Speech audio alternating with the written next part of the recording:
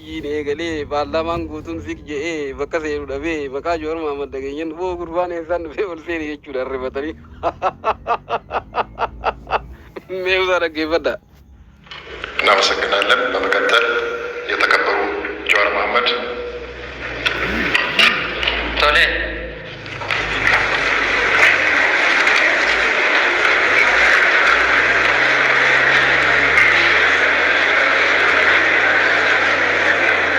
ገለቶማ ከበጀሞ አብያይ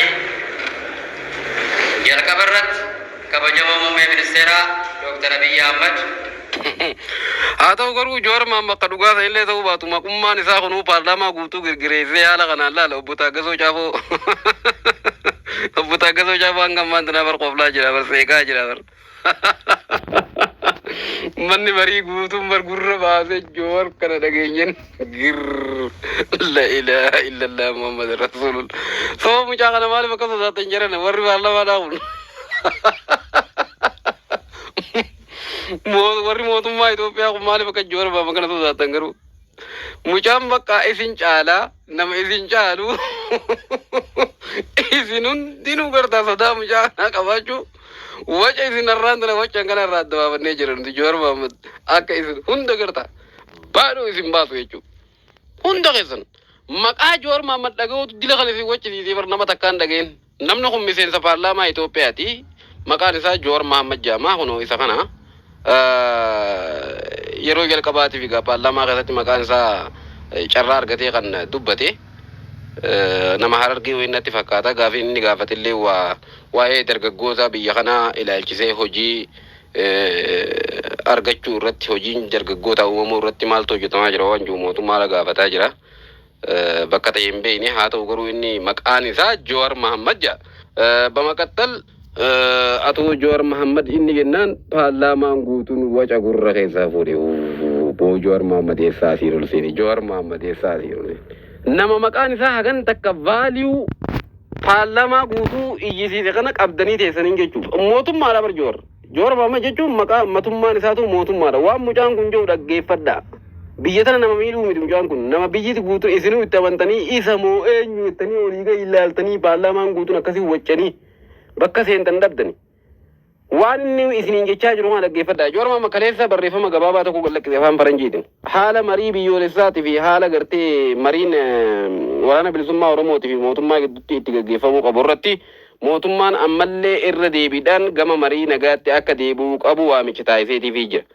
Waraana bilisummaa Oromootis gaafii isaan gaafatan seeraan laalaatii giddu galeessa godhaatii isinillee warri mootummaadha funnuqii dhiisaatii humnaan jara kana mo'annaa dhiisaatii gama marii nagaa koottaa jechuudhaan barreeffama gabaabaa gallakkiseetiin jira waan mucaan kun isiniin jiru biyya saniif yaada malee mucaan kun biyya san nama hammeenyatti oofuu miti waan mucaan kun isiniin jiru dhaggeeffadhaan irra deebiidhaan ammallee irra deebinee waamichuma isiniif goona dhaggeeffadhaa waan Jawar Mohammed isiniin jiru mucaan mangistiidha maxxansa xiqqishaa tokko afaan faranjiitiin maxxansi inni maxxansu barreeffamoota isin afaan Oromootii fi afaan Amaaraatiin barreessitan caala ummata Itoophiyaa kana biratti dhageettii qaba ummatuma Itoophiyaa guutuu birattu dhagaa laala laayikumaa fi poostuma inni maxxansu dhagaa laala hagam takka hanga isin caalu kana jechuun mootummaa tahuu mucaa kanaat agarsiise jechuu waan mucaan kun isin yaanni isaa fudhatama qabaachuudha ummanni wanni isa hordofuuf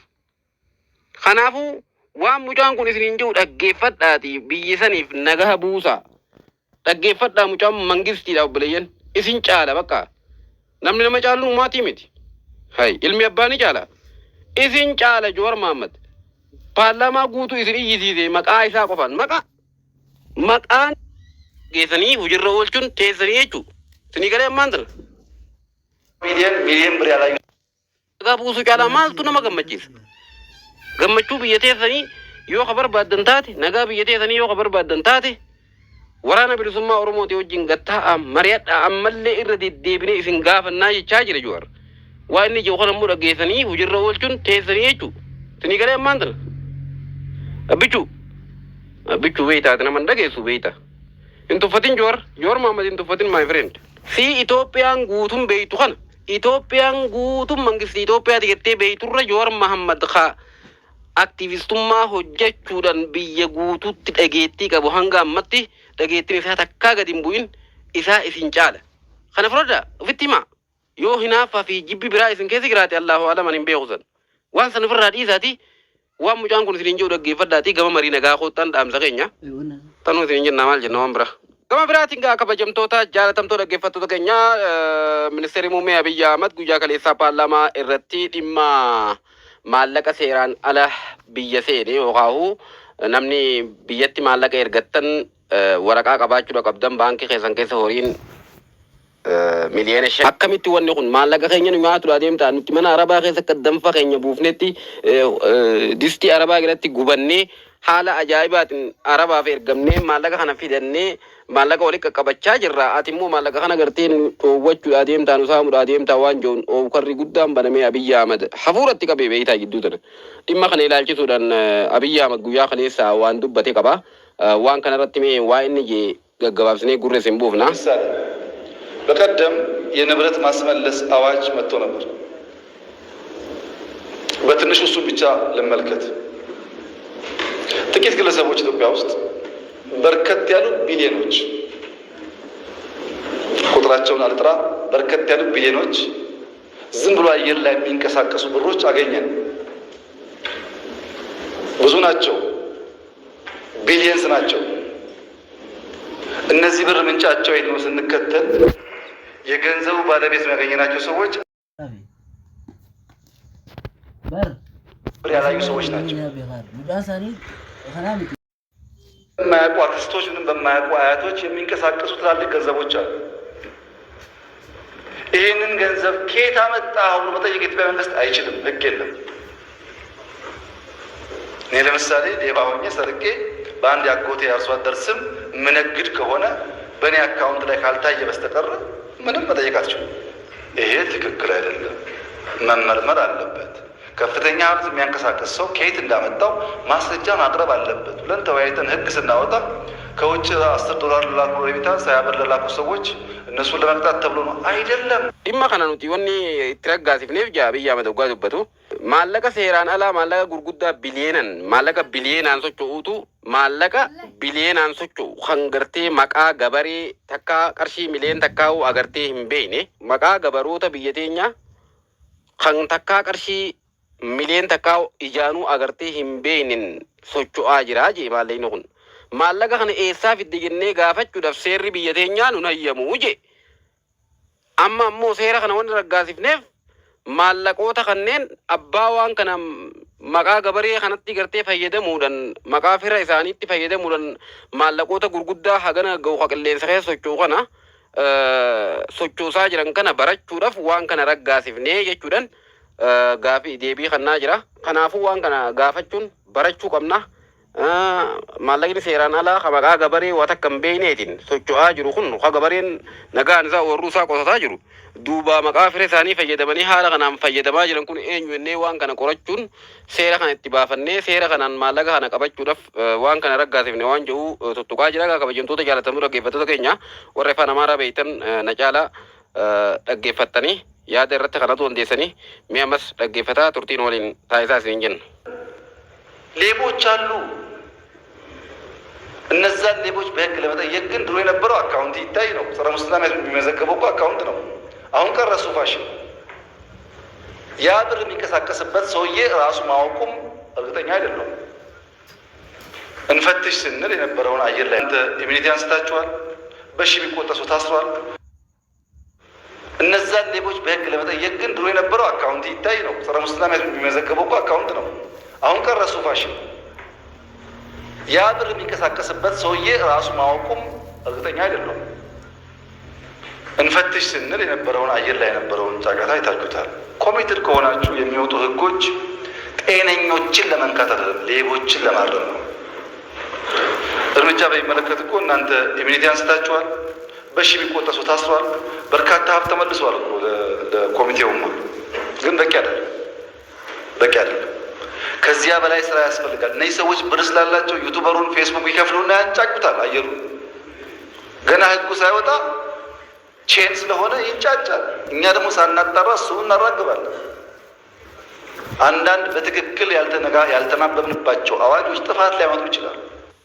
hattoota maqaa gabareetiin haala saniin maallaqa gurguddaa kana sochoosan kana qabuudhaaf adda baasuudhaaf waan kana fayyadamne malee maallaqoota gartee qarshii 20-30 biyya alaatirraa ergatanii maallinni kun yeroo yerootti walirratti kuufamee kanaa miti kan nuti barbaannu jechaa jira. Haa ta'u garuu inni seerri kun raggee taanarree warra mootummaa isa jedhaatu warra gartee biyya keessaa kana gartee warra miskiina biyya alaa taa'ee daddalagatee xiqqoo walitti qabate kana maallaqa kana fidaa jee taka'uu qorannaadhaan maallaqa kana saamuu danda'anii wanni kunneen silaa ilaalcha keessa galee ilaalamee gaariidha. Haa ta'u garuu nuti maqaa mootummaatiin qarshii takkaallee hin hannu jechuudhaan yaada kannataa jira.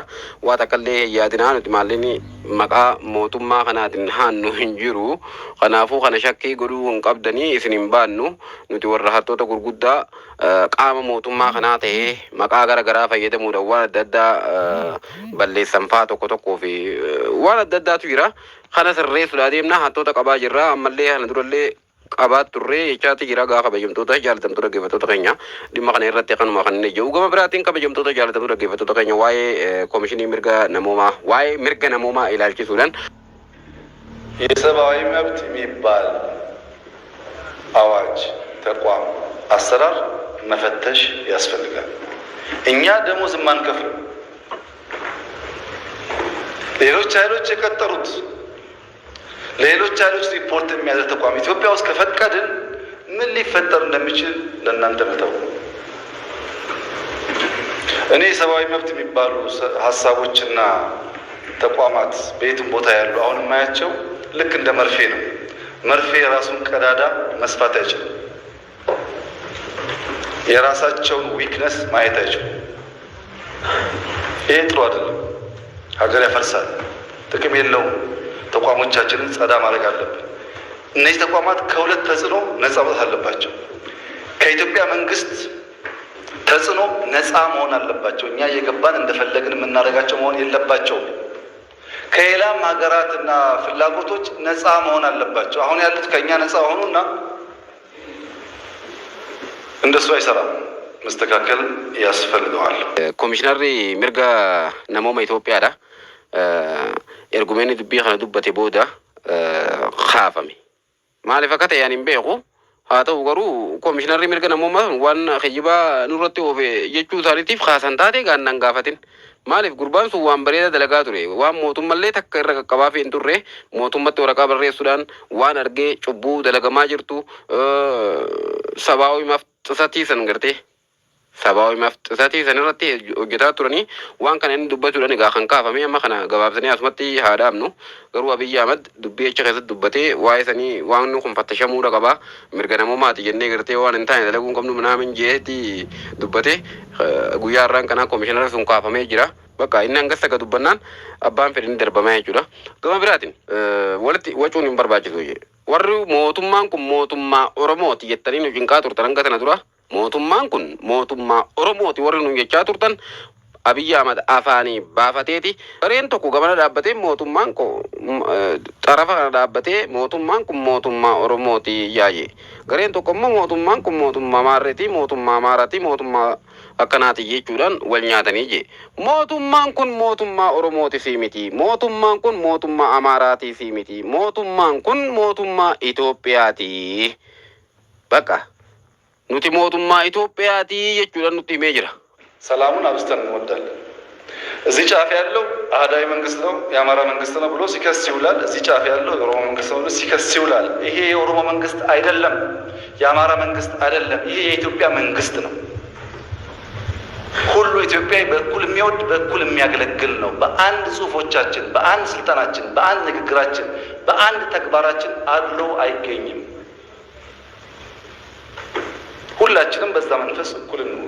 Kanaafuu kaadiroonni jalayaatonni mootummaan kun mootummaa Oromooti. Mootummaa Oromoo jabeeffadhaa balaa qalaa jettanii waan hin taane uummata keenya afuufaa jirtan. Mootummaan mootummaa Itoophiyaati. Uummanni Itoophiyaadhaa ammoo takkaa'u uummanni Oromootis ta'e uummanni fedhe haa ta'an gaafa gartee gaafii mirgaa gaafatan namichi asirra taa'u takkaa'u mootummaan dura taa'aa kun yoo keenyan tahin keenya jennee wanni harka irra diddibnuuf hin jirtu likkii itti himnee ati sirriirra hin jirtu akkana nu godhaa jirta mirga keenya nu sarbaa jirtanii je'ee falmachuu mirga qabaa uummata keenya karaa kanaan hin gowwoomsinaa jechuu barbaanna.